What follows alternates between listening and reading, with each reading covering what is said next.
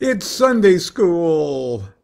Another Sunday school. You know, I've been doing these daily readings here for over 2 years. And I think I've only missed a couple of days in those 2 years. Thank you so much for helping me get as far as I've gotten through these troubled times. Look at this. I ask my favorite book of oracles, which is the Book of Ordinary Oracles, which I started to write about 20 years ago. I was ruminating in my ruminator about a book, just a casual book about oracles, what makes them work, what you can use for oracles, things like that.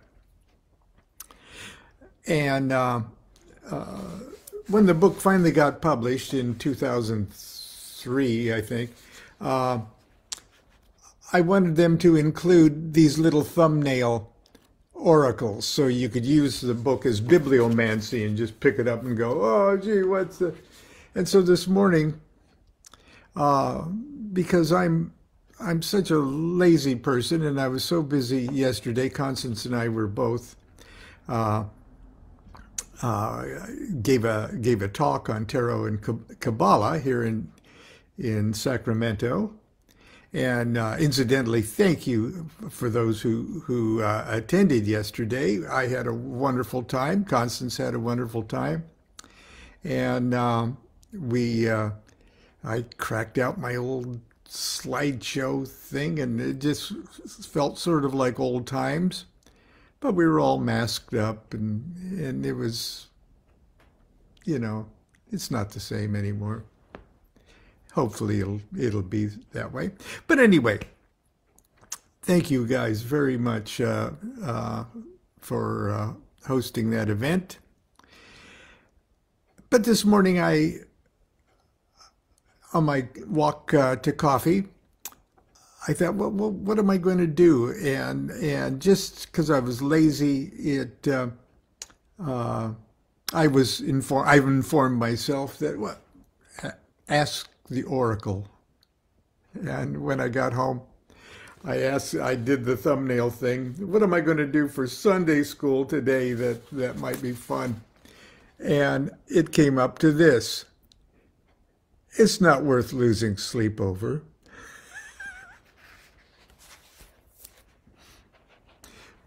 But when I had the book in hand, then I realized exactly what I wanted to do and what I've on and off have intended to do for some time.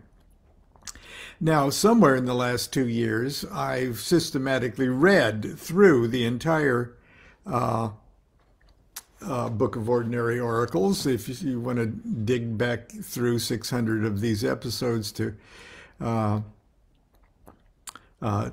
find it.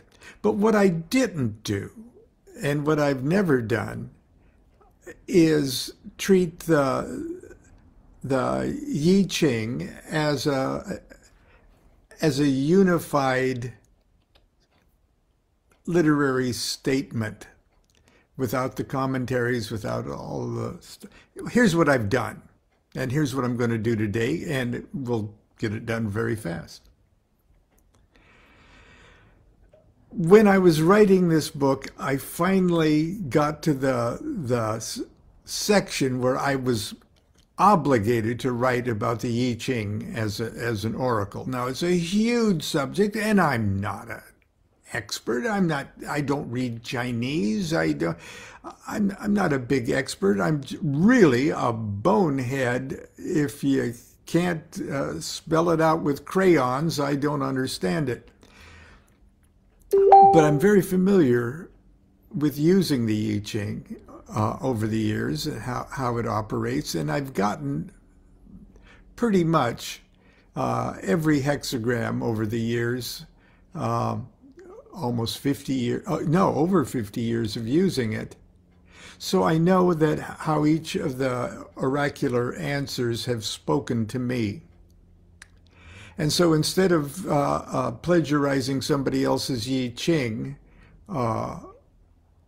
for this book, I decided to write my own I-Ching. All 64 hexagrams, the comment and the image and the major sections. Each hexagram has a title and an image, just a small statement that goes with the title, and then each of the 6 lines are moving, and each of those moving lines has a specific little oracle of its own. And when that line moves, it turns into another hexagram, and then you read that as the third part of your message. Well, we're not going to go through all of that, but what I did was I wrote down all 64 of those titles and images and comments, and then I thought, why don't I just roll up my sleeves and do each individual moving line too? Should only take a year, but I did it.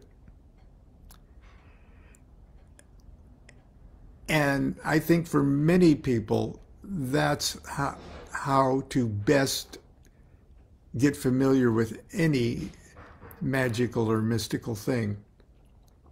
If you can't think of what else to do, copy it out in longhand and put it in your own words.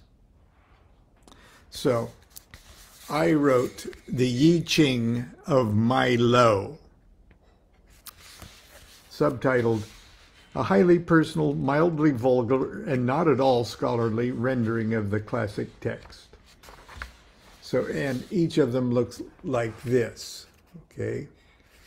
Here's the two main, there's the title right there. We'll start with the creative. And there's the main image and comment. And here are the moving lines. So if this line moved in your consultation process, it would turn into its opposite. And you would read that particular comment in addition to this. And whatever the hexagram was that it would turn to, then you would turn the page and find it. I'm only going to treat those 2 lines in the title as one continuous poem.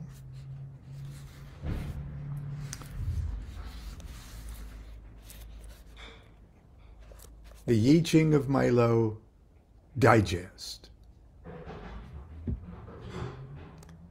The creative, number 1, the creative. The creative effort brings success. Build your strength and stamina. 2, the receptive. Don't lead, follow. Quietly. 3, difficulty at the beginning. Birth pains, growing pains. Hang in there and round up some helpers. Youthful folly. Get this one a lot. It's okay to act like a jerk when you're a kid. Don't press your luck and don't ask the oracle this stupid question again. 5, waiting. Be calm. Have patience, even if things are getting hairy. 6, conflict.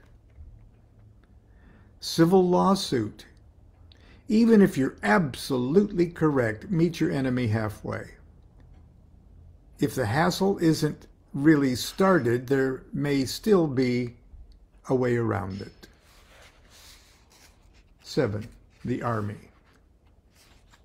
And this is what I got when I joined the OTO and asked with Crowley's own I-Ching sticks, what is the OTO to me? Number 7, the army. Wisdom, guts, and tenacity. Do you have what it takes to be a good general? 8, holding together. A new organization can accomplish great things. Go ahead. Ask the oracle again if you have what it takes to lead. 9. Taming power of the small. Things are way too hairy for drastic action. Little things can be done, and a light touch will be required. 10. Treading. You're riding a tiger. Enjoy the ride, but for heaven's sakes, be polite.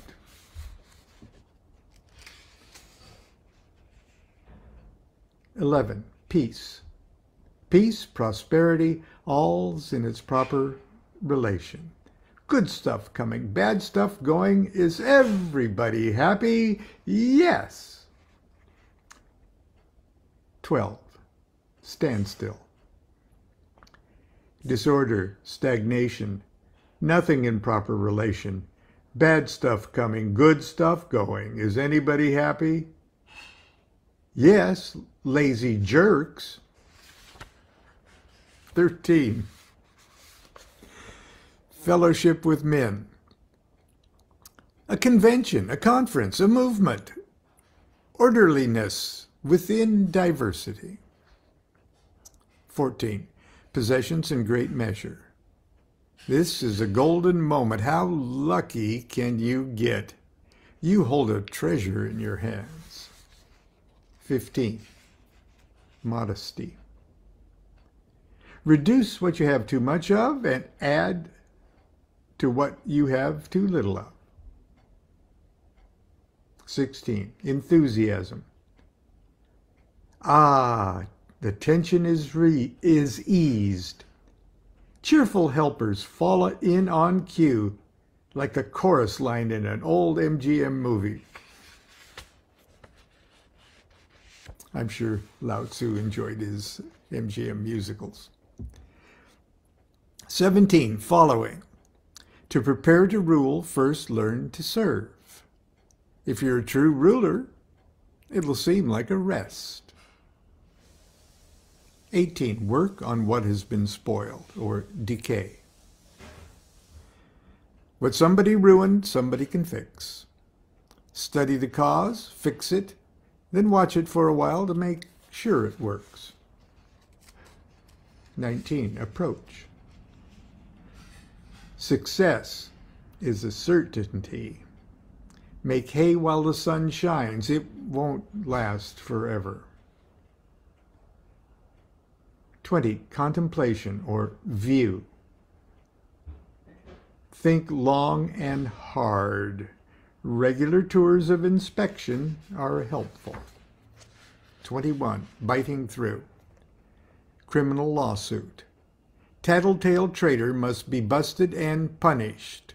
Throw the book at him, but nothing else. 22. Grace. You feel sensitive and mellow. The perfect mood to do small things that please the eye and heart. However, it's not the correct mood to be in when you need to make earth-shaking decisions. 23. Splitting apart. Collapse. The jerks are about to take over completely. Don't move, don't act, there's nothing you can do. There's nothing you should do. 24. Return. The long night is over. Here comes the sun, man. That feels good. If you handle this new feeling with care, like a sprouting seed, it'll grow strong. 25. Innocence, the unexpected. Nature has made you good. Correct behavior is just being able to act naturally. Act unnaturally, and you'll find yourself in deep doo-doo. The taming power of the great, 26. Get out of the house and conquer the world, but first broaden yourself. Read the classics, study history, then make history. 27. The corners of the mouth are providing nourishment. Observe what comes out of your mouth and what goes in it. You are what you eat and what you say. 28. Preponderance of the great. Things are fast reaching a breaking point. Revolution is not required, but you better start creating a transition strategy. 29. The abysmal water. Double danger. So much danger you actually start thinking straight again. Scary, isn't it? You can only do what must be done to survive. You can only do what must be done to survive. Your example will teach others. 30. The clinging fire. Success. Be as mellow and docile as a happy cow. Keep that attitude and your light will shine everywhere. 31. Influence. Wooing. Mutual attraction. Courtship, not seduction. The man's on his knees, but the woman's in control. Be happy to give your advice, but don't act like a know-it-all. Duration. 32. Marriage. The courtship's over. The man gets off his knees. The woman is still in control. Living force and energy, enduring because it is flexible, moving yet stable like the stars. 33. Retreat. Perfect time to retreat, now, while it's not a life and death struggle and you still have some power and influence. Little acts of resistance will keep the enemy from advancing too far. 34. The power of the great. Goodness and truth have come to power. Direct that power wisely. The established order is currently great and just. Don't move against it. That might not be coming up too frequently lately. 35. Progress. Progress, promotion, honor. A raise. You're a bright boy or a bright girl. Your boss is hip and pulls you up through the corporate ladder. 36. The darkening of the light. Goodness is wounded. The bad guy's got a gun and he's hunting for good guys. Don't panic. Maintain a low profile. Don't snuff your light. Just hide it for a while. 37. The family, the clan. The functional family models the functional society. The dysfunctional family models the dysfunctional society. Back up your words with the proper example. Do as I say must really mean do as I do. 38. Opposition. There's still too much disagreement to get anything really important done. Little things, maybe.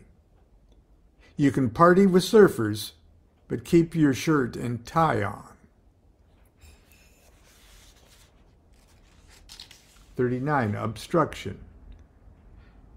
You can't climb over this problem. You're going to have to go around it.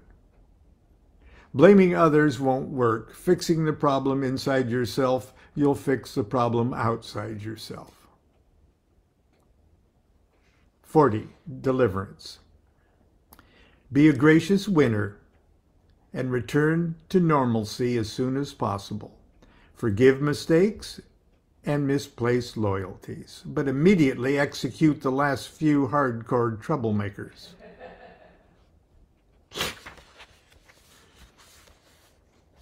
That's one of Constance's favorites. 41. Decrease. A downturn in the economy, less stuff, less time, less energy. Don't get mad. Become simpler. Make it an art form. 42, increase. An upturn in the economy, more stuff, more time, more energy. It won't last forever, so do great things while you can. Start by imitating great deeds. 43, breakthrough or resoluteness. Compromise with jerks is not an option. But what will you gain if you become a jerk yourself to battle them? Expose them and brand them, but first expose and brand the jerk in yourself. 44, coming to meet. You mistakenly thought that hooker was too weak to cause trouble, so you gave her your home number.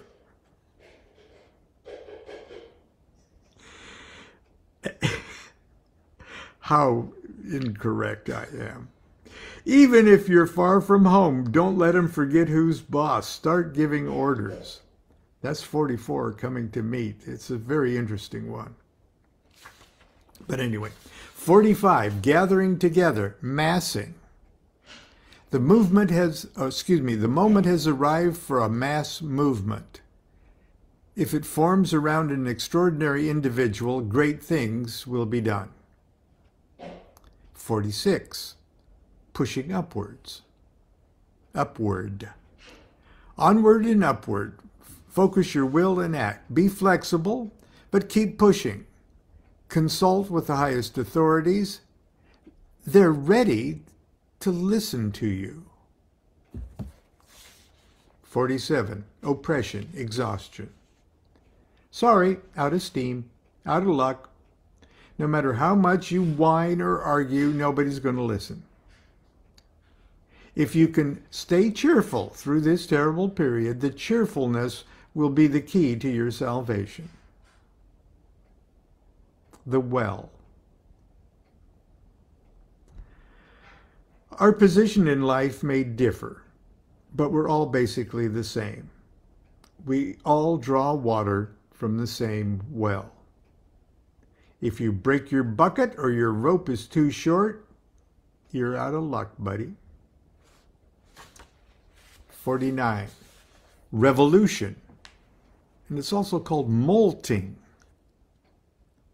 Revolution, you can lead the revolution. Can you lead the mob without causing a reign of terror or becoming a worse tyrant yourself? Take note of the cycles. You can organize this chaos. 50, the cauldron. Or ting. Extremely good luck is being served up. Culture blossoms. Civilization advances. Prophets are honored. Discovering your will is the wood. Doing your will is the fire. Enjoy the warmth and light. There is no law beyond do what thou wilt. 51. The arousing, shock, thunder. Boo! Scared you, didn't it? It scared everyone else too. Ha ha. That's only natural. When you've got your poop together, you should never really be afraid. 52. Keeping still, the mountain.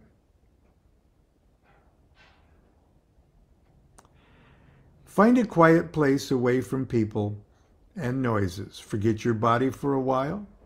Go inside and meet yourself.